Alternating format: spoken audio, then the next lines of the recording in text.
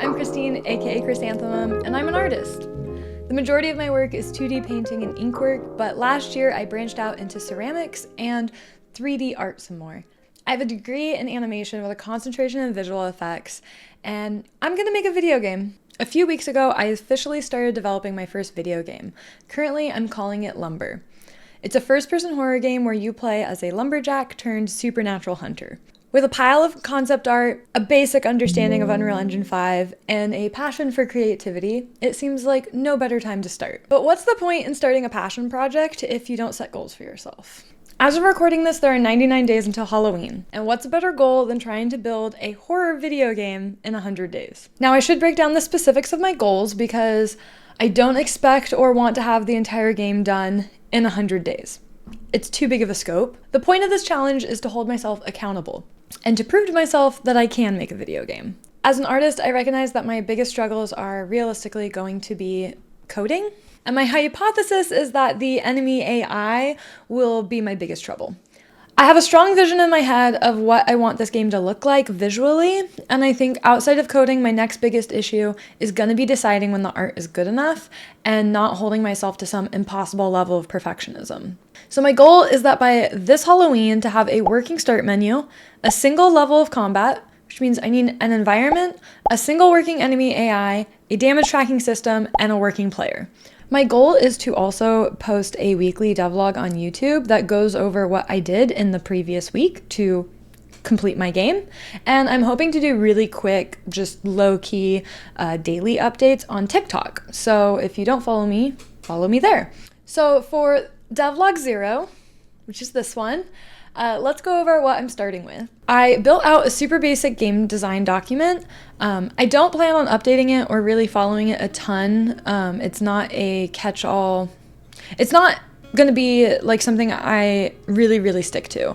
But it was super helpful for me to visually put together a flow chart of what overall I want to build out for the game system and how all the systems within the game will interact with each other. The overarching concept is that you play as a lumberjack who goes from state and national parks, hunting down tree spirits who are killing campers and hikers. The idea is that for every 3 or so state parks that you visit, you unlock a national park, which will be a boss level. By October, I am hoping to have at least one state park designed.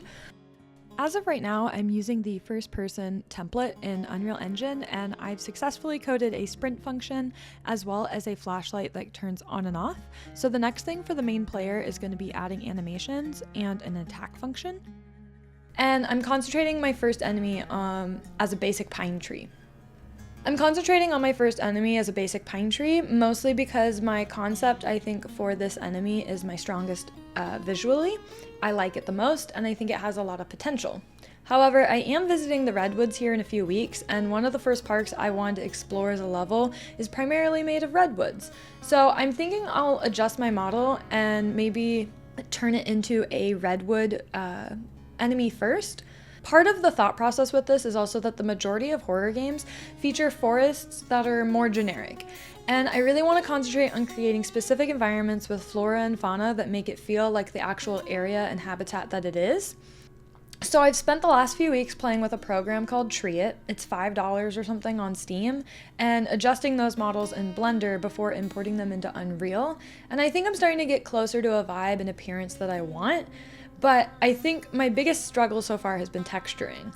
I'm probably going to have to send it and expand my Adobe subscription for the Substance programs, which I have used previously, because like Photoshop just isn't doing it for me right now, and the UV maps that I'm making, it's just not translating flat for, I'm struggling to visualize what I'm painting on the flat UVs, and then I'm spending all this time painting them, and then when I put it onto the model, it looks terrible.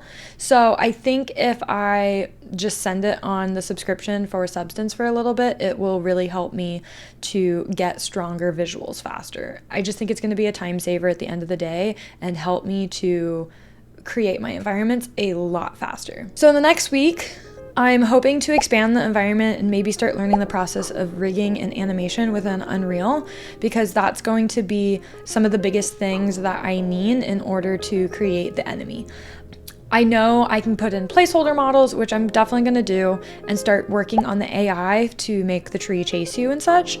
But I also am, again, an artist and a visual person, and I think having a working model, even if I only have like a walk and run cycle for it done, will be incredibly helpful. So if you're interested in game dev, or whether or not an artist like me can make even the slightest semblance of a video game in 100 days, hit subscribe and follow along.